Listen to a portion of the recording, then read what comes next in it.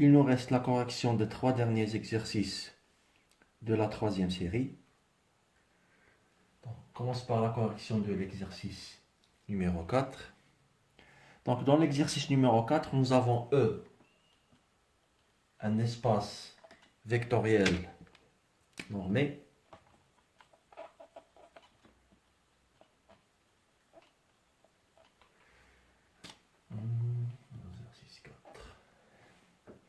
Et nous avons F, un sous-espace vectoriel de E. La première question, on nous demande de montrer que l'adhérence de V est un sous-espace vectoriel de E. Alors ici, le V, c'est le sous-espace vectoriel de E, et non pas le F. Donc les éléments de l'adhérence, donc un petit rappel sur les espaces vectoriels. Donc pour montrer qu'un espace et qu'un sous-ensemble d'un espace vectoriel est un sous-espace vectoriel, on doit montrer que quel que soit x et y qui appartiennent à V, alpha x plus bêta y appartient également à V. C'est-à-dire, on va prendre deux éléments de V, soit x, bien sûr ici le alpha et bêta sont des réels, soit x et y qui appartiennent à V bar. Maintenant, on est en train de montrer que l'ensemble de l'adhérence est un espace vectoriel. Alors, alpha x plus bêta y, est-ce qu'elle appartient ou non à F, donc à V. X appartient à l'adhérence de V. Qu'est-ce que ça veut dire? Ça veut dire qu'il existe Xn tel que Xn appartient à V et Xn converge vers X. La même chose pour Y. Y appartient à l'adhérence de V. Ça veut dire qu'il existe un certain Yn tel que Yn appartient à V. Donc ça, c'est l'un des résultats de avoir Y appartient à la valeur à l'ensemble d'adhérence de V et Yn ça va converger vers Y. Donc on a d'un côté alpha xn plus bêta yn, elle appartient à V. Pourquoi? Parce que V est un sous-espace vectoriel. Ça c'est la donnée de l'exercice. Maintenant par passage à la limite, qu'est-ce qu'on va avoir? On va avoir que alpha xn, alpha x plus bêta y appartient à l'adhérence de V, ce qui veut dire que on a montré que quel que soit x et y qui appartiennent à l'adhérence, alors leur combinaison linéaire appartient également à l'adhérence. Ceci veut dire que l'adhérence de V est un sous-espace vectoriel de E. Donc ça, c'était la première question. La deuxième question, on suppose que l'intérieur de V est différent de l'ensemble vide et on nous demande de montrer que si l'intérieur est différent de l'ensemble vide, alors le sous-espace V, ça sera l'espace E tout entier. Alors le fait qu'on a supposé que, donc on a l'intérieur, il n'est pas vide, alors il existe un certain A et un certain epsilon tel que la boule de centre A epsilon est incluse dans V. Et prenons X, un nombre ou un élément qui appartient à la boule de centre 0 et de rayon epsilon. Qu'est-ce que ça veut dire ça? Ça veut dire que la norme, ça veut dire que la distance de x à 0 qui est égale à la norme de x moins 0 qui est égale à la norme de x sera inférieure à epsilon strictement. Ceci veut dire que la norme de x plus a moins a est inférieure à epsilon. Ça, ce n'est rien autre que la distance entre x plus a et a, ce qui veut dire que x plus a appartient à la boule de centre A et de rayon epsilon. Et on a déjà que cette boule est déjà incluse dans V. Donc, qu'est-ce qu'on a montré ici? on a montré que x plus a appartient à V, et nous avons d'un autre côté a appartient à V, ce qui veut dire une combinaison linéaire des deux, ça va appartenir à V. Je vais choisir alpha égale à 1 fois x plus a, et ici je vais choisir moins 1. Qu'est-ce que je vais avoir? Je vais avoir x plus a moins a, x. Donc, puisque V est un espace vectoriel, cette quantité appartient à V, ce qui veut dire que x appartient à V. Alors, on a pris x qui appartient à la boule 0 epsilon et on a montré qu'il appartient également à V. Ceci implique que la boule de centre 0 et de rayon epsilon est incluse dans V. Maintenant, rappelez-vous de ça. Qu'est-ce qu'on va faire? On va prendre x qui appartient à E, qui est différent de 0. X, s'il appartient à E, et x différent de l'élément neutre. On va créer un nouvel élément, z, qui est égal à epsilon fois x, divisé par 2 fois la norme de x. Alors, quelle est la norme de z? La norme de z sera égale à la norme de epsilon x sur la norme de 2 fois la norme de x. Ça, c'est epsilon, parce que epsilon est positif, fois la norme de x. Divisé par 2 fois la norme de x est égal à epsilon sur 2, qui est strictement inférieur à epsilon. Qu'est-ce qu'on a montré ici? On a montré que z appartient à la boule de centre 0 epsilon, qui est incluse dans V. Et puisque V est un sous-espace vectoriel, alors la norme de x sur epsilon multiplié fois z, qui est égal à x, sera également dans V. Donc, si on prend x dans E, on a montré qu'il appartient également à V. Ceci veut dire que E est égal à V, bien sûr, si l'intérieur de V et n'est pas vide, parce que c'est ça la condition qui nous a permis de construire la boule de centre A et de rayon epsilon. Passons maintenant à l'exercice suivant, c'est l'exercice numéro 5. Donc nous avons deux ensembles B et C. On nous demande de montrer s'ils sont ouverts ou fermés. On va commencer par le premier ensemble, c'est l'ensemble des x, y appartenant à R au carré, tel que 0 est inférieur ou égal à x, et x est inférieur ou égal à y.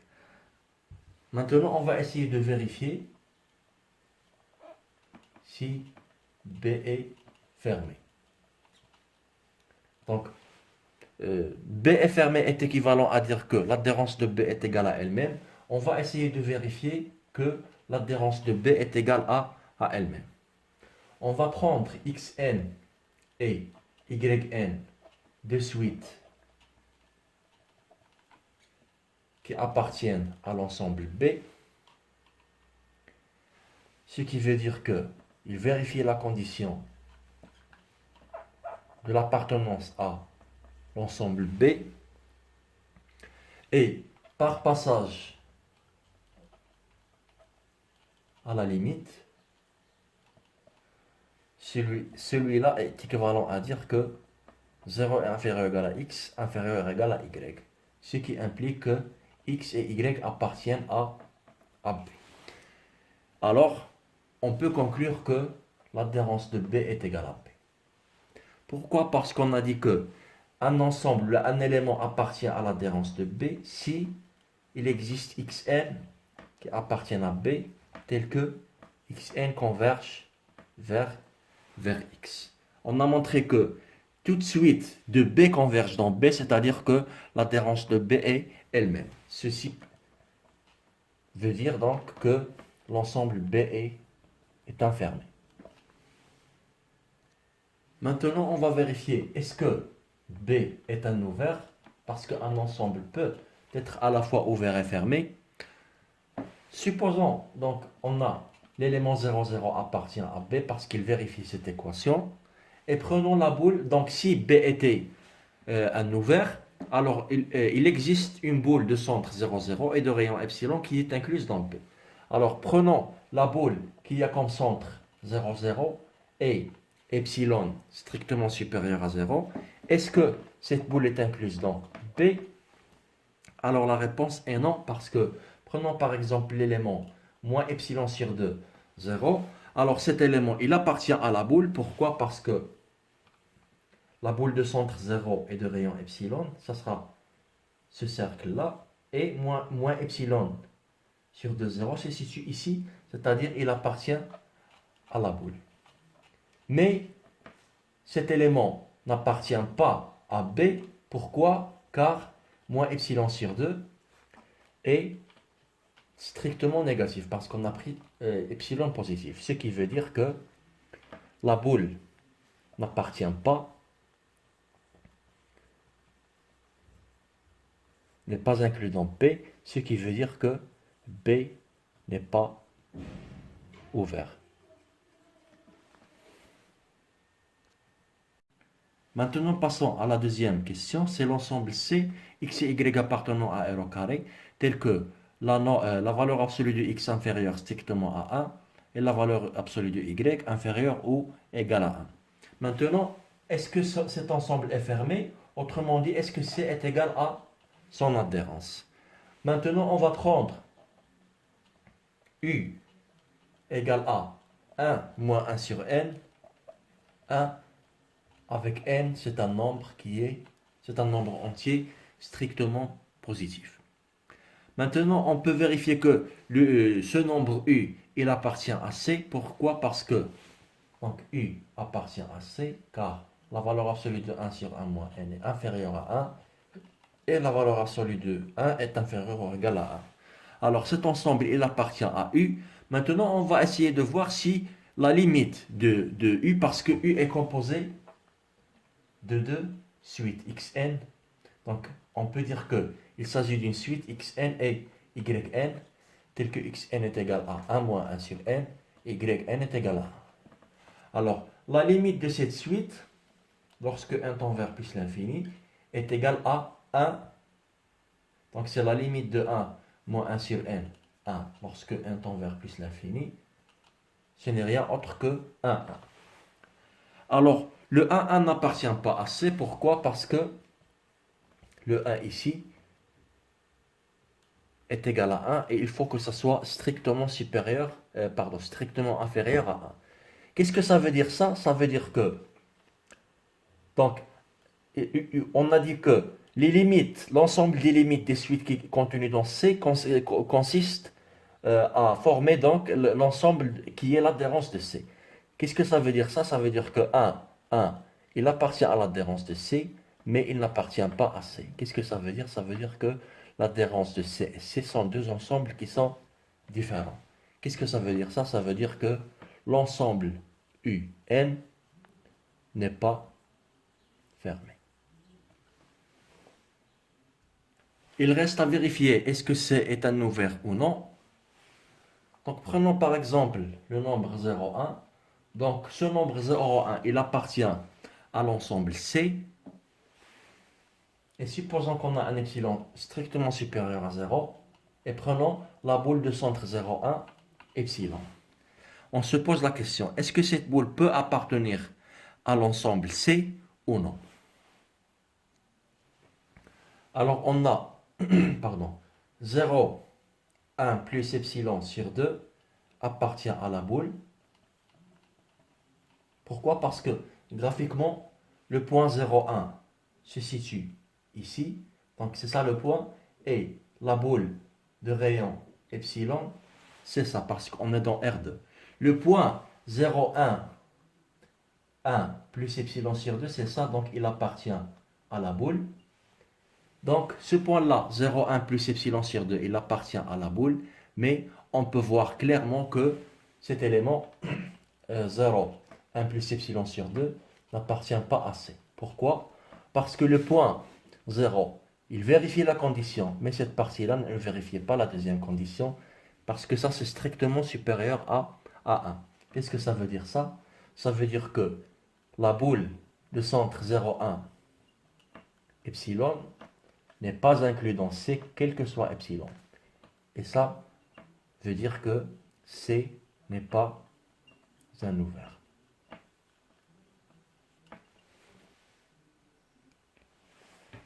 Donc pour comprendre pourquoi ces ensembles ne sont pas ouverts, par exemple, pour comprendre pourquoi B, on a vu qu'il n'est pas un ouvert, donc on va essayer de le tracer. Donc ça c'est un repère cartésien, ici x et y. Alors cet ensemble est exactement, donc voilà la droite y est égale à x, il s'agit de cet ensemble ici.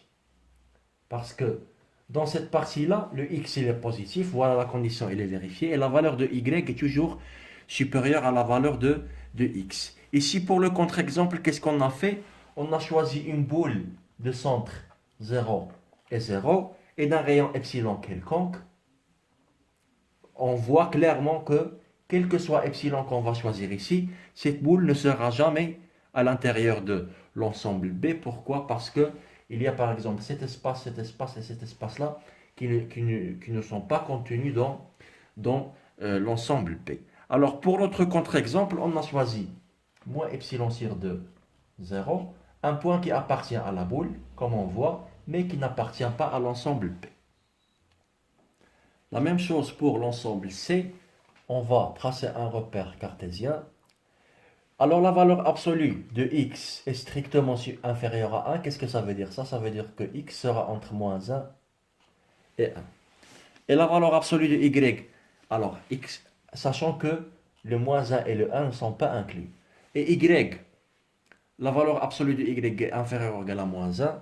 Inférieure ou égale à 1, ça veut dire x est entre 1, moins 1 et 1, avec moins 1 et 1 sont inclus. C'est-à-dire, cette partie-là, elle est inclue, mais cette partie-là n'est pas inclue. Donc c'est ça l'ensemble C. Alors, qu'est-ce qu'on a fait comme contre-exemple pour montrer que l'ensemble C n'est pas un ouvert? On a pris la boule de centre 0 et 1, c'est-à-dire ce point-là, et on a tracé la boule de rayon epsilon. Alors, il est très visuel, donc graphiquement clair que cette boule-là de centre 0, 1, epsilon n'est pas inclus dans l'ensemble. C'est parce que on peut prendre n'importe quel point ici et ce point ici ne sera pas inclus dans l'ensemble C. Donc c'était une présentation graphique pour vous donner une idée sur l'intuition derrière ces questions et ces exercices. Il nous reste le dernier exercice dans la troisième série. On nous demande est-ce que N et Z sont ouverts ou fermés. On va commencer par montrer que les ensembles N et Z sont fermés. On connaît très bien que si une suite Xn qui a ces éléments dans N, alors la limite de cette suite, lorsque n tend vers plus l'infini, sera toujours un nombre entier. Une suite qui ne prend que des entiers ne peut converger que vers un entier. Qu'est-ce que ça veut dire ça? Ça veut dire que l'adhérence de n est égale à n elle-même, ce qui veut dire que n est fermé. Le même raisonnement pour l'ensemble Z des entiers relatifs. Alors si une suite Xn qui appartient à Z, alors la limite sera toujours un nombre entier relatif. Qu'est-ce que ça veut dire ça? Ça veut dire que l'adhérence de Z est égale à elle-même, ce qui veut dire que ZA est infermé.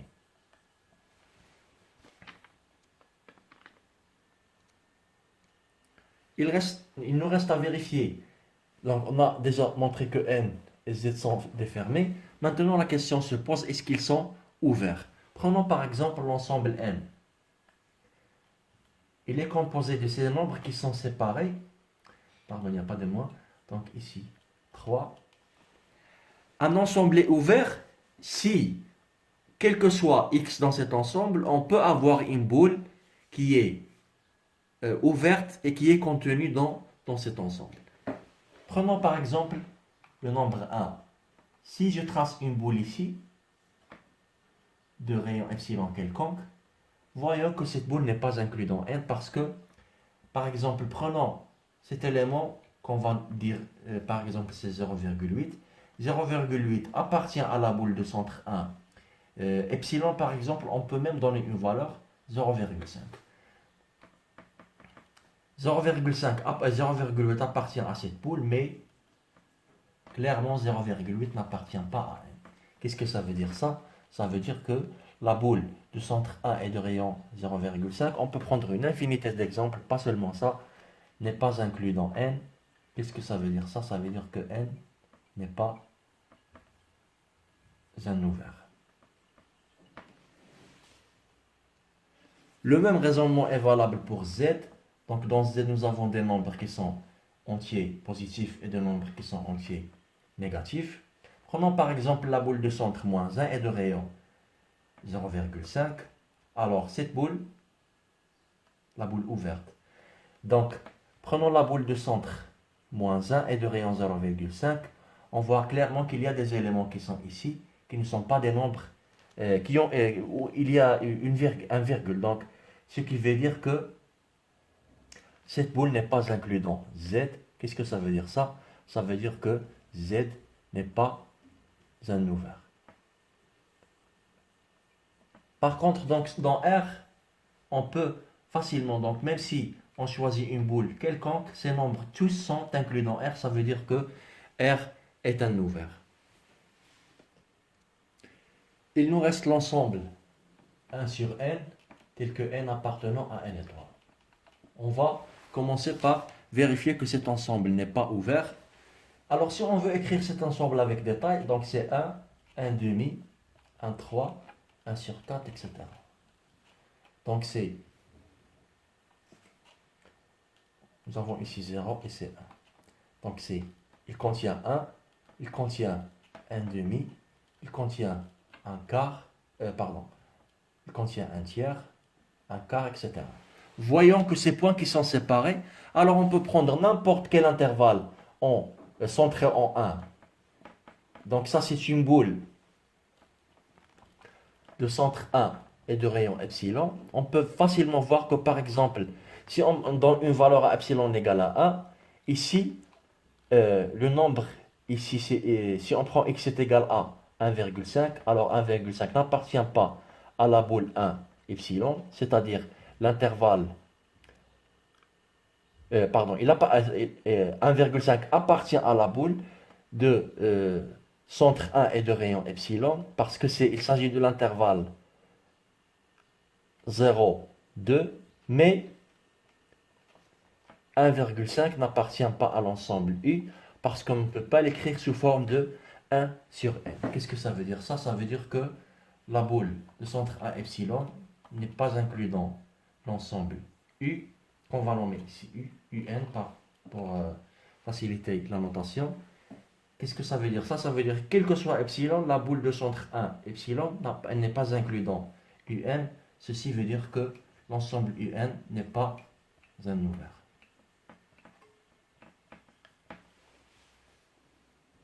Maintenant, on va essayer de montrer qu'il n'est pas fermé. Donc, pour montrer qu'un ensemble n'est pas fermé, une technique qu'on peut utiliser, c'est de prendre une suite qui appartient à cet ensemble, mais qui ne converge pas dans cet ensemble. L'exemple le plus simple qu'on peut voir, c'est la suite 1 sur n, qui appartient à l'ensemble un. Alors, on connaît très bien que la limite de xn lorsque n tend vers plus l'infini est égale à la limite de 1 sur n lorsque n tend vers plus l'infini est égal à 0. Qu'est-ce que ça veut dire ça? Donc 0 n'appartient pas à un, ce qui veut dire que l'adhérence de un est différente de un, ce qui veut dire que un n'est pas fermé. Donc le un est un ensemble qui n'est ni fermé ni ouvert.